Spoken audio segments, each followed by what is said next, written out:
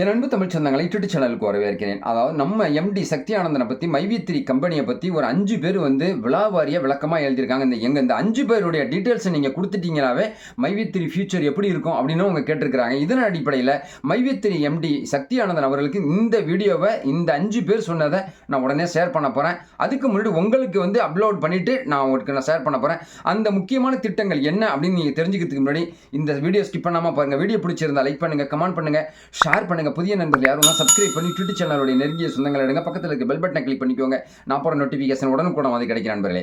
மைவி3 empty சக்தி ஆனந்தன் அவர்கள் வந்து இப்போ வந்து ரிலீஸ் ஆகிட்டார். 71 டைரக்டருக்கு எதிரான பெயில் வந்து இப்போ அவருக்கு தள்ளுபடி கிடைச்சிருக்கிற அடிப்படையில் அந்த டைரக்டர்ஸ் எல்லாமே பொங்கல் கொண்டாடிக்கிட்டு இருக்கிறாங்க.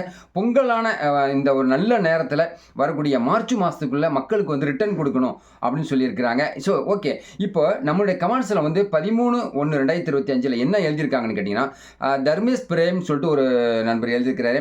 எனக்கு வந்து நம்பிக்கை இல்லை சார், மறுபடியும் விஸ்வரூபம் எடுக்கும்னு சொல்லிட்டு இந்த கம்பெனி சொல்கிறாங்க, எனக்கு நம்பிக்கை இல்லை அப்படின்னு சொல்லியிருக்கிறாரு. எல்லாரையும் ஃபஸ்ட்டு கேள்வியை படிச்சுன்னா அப்புறம் ஆன்சர் நான் சொல்கிறேன். அடுத்து சாமுரோ சொல்லியிருக்கிறாரு, வட்டிக்கு பணம் வாங்கி 30,000 ரூபா கட்டியிருக்கேன் சார், எனக்கு வந்து 2 மாதம் மட்டும்தான் எனக்கு பணம் கிடைச்சிச்சு, அதுக்கப்புறம் பணம் கிடைக்கல அப்படின்னு சொல்லியிருக்கிறாரு. மூணாவது பார்த்தீங்கன்னா சிவக்குமார் அவர்கள், அன்பு உறவுகளே வணக்கம், நகையை அடமானம் வச்சு தான் பணம் கட்டினேன், 1 வருஷமாக பணம் வரல, வட்டியும் கட்ட முடியல, கருணை காட்டுங்க டிட்டு சார், நீங்கள் தான் ஹெல்ப் பண்ணணும் அப்படின்னு சொல்லி கேட்டிருக்கிறார்.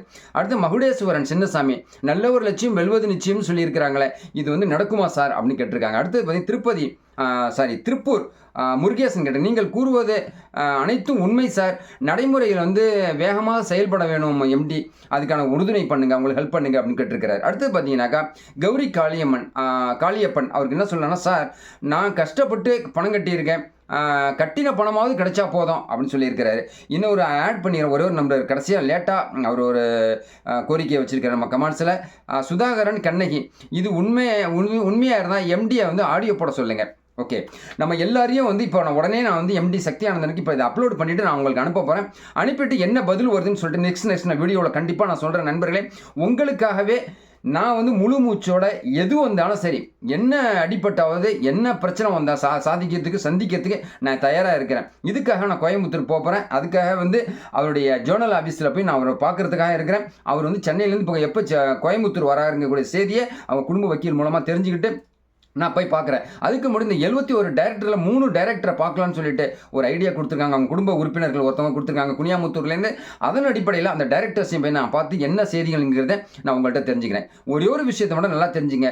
நான் ஆரம்பத்திலே அதான் சொன்னேன், ஒரு 6 மாதத்துக்கு முன்னாடி நான் உங்கள்கிட்ட சொல்லியிருக்கேன். மேபி 2024 செப்டம்பர் மாதம் நான் உங்கள்கிட்ட சொல்லியிருந்தேன், நல்ல ஒரு லட்சியம் வெல்வது நிச்சயம், கம்பெனி இருக்கும், கண்டிப்பாக அவர் வந்து செயல்படுவார், கம்பெனி வேறு லெவலுக்கு போகுது அப்படின்னு நான் சொல்லியிருந்தேன். அதே மாதிரி தான் அவர் வந்து ஜெயிலேருந்து வெளியே வந்ததுக்கு அப்புறம் சொன்னார், நம்ம கம்பெனி வேறு லெவலுக்கு கொண்டுட்டு போகிறோம், கொஞ்சம் பொறுமையாக இருங்க, யார் பேச்சையும் கேட்காதீங்க அப்படின்னு சொல்லிட்டு சொல்லியிருந்தாங்க.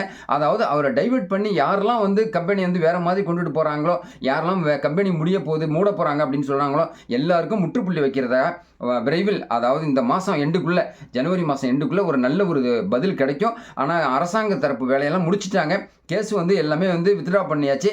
இப்போ ஆக வேண்டியது என்னென்னா, கம்பெனியை சீர் நடத்தணும், ஜேர்னல் ஆஃபீஸை திறக்கணும், பழைய மைவி3 ஆட்ஸோட ஆப்பை ஓப்பன் பண்ணி அதில் வந்து நான் வந்து மக்களுக்கு வந்து நான் பேசணும் அப்படின்னு சொல்லியிருக்கிறார் நம்ம எம்டி சக்தி ஆனந்தன் அவர்கள். இதுக்காகவே இப்போ தமிழ்நாட்டில் இருக்கக்கூடிய ஆல் இண்டியாவில் இருக்கக்கூடிய வேர்ல்டு அளவில் பரவி இருக்கிற 12,80,000 பேருடைய ஆசைகள் அதுதான். கண்டிப்பாக உங்கள் ஆசை நிறைவேறக்கூடிய நம்பிக்கை எனக்கு வந்துருச்சு.